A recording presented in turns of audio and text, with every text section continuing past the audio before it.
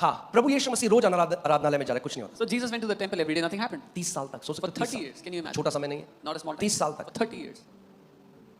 एक यहूदी की तरह As a Jewish man, वो आराधनालय सिनेगॉग जाता था। he used to go to the synagogue. अब जब वो 30 साल का हुआ, यर्दन नदी में गया, स्वर्ग खुल गए, पवित्र आत्मा उसके ऊपर Now at the उतर age of 30, when he went to the river Jordan, the heavens opened, the Holy Spirit came upon him. आया। बाइबल कहती है as was his custom, जैसे उसका कस्टम था, अब अगले दिन अब क्या मिल गया?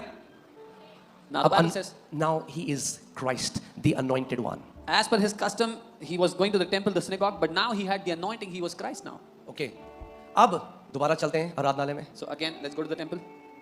He steps.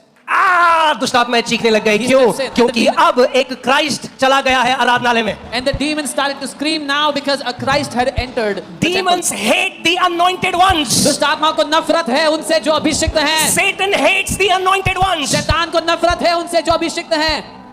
क्योंकि anointing में शैतान छुप के नहीं रह सकता। Because in the anointing the devil cannot stay hidden. अब anointing कार्य कर रही है, सो अंधे देख रहे हैं, लंगड़े चल रहे हैं, दुष्ट आत्माएं निकल रही हैं। अब भीड़ की भीड़ यीशु के पास आने लग गई, क्यों? अभी तक क्यों नहीं आई भीड़? बाइबल तो आती थी उसे। Now what's happening is the blind are seeing, demons are casted out, sick are being healed, and crowds are coming to Jesus. अभी तक क्यों नहीं आई थी भीड़? वो बहुत अच्छी बाइबल सिखा सकता था भाई। Why is the crowd coming to Jesus now? He always knew the Bible. He could have taught them well. उसने कहा क्योंकि जो लोग बंधन में थे ना, अब उन्हें एक आशा आ गई कि ये व्यक्ति है जो हमें आजादी दे सकता है। Because the people who were in bondage, now they had a hope that this man can deliver me.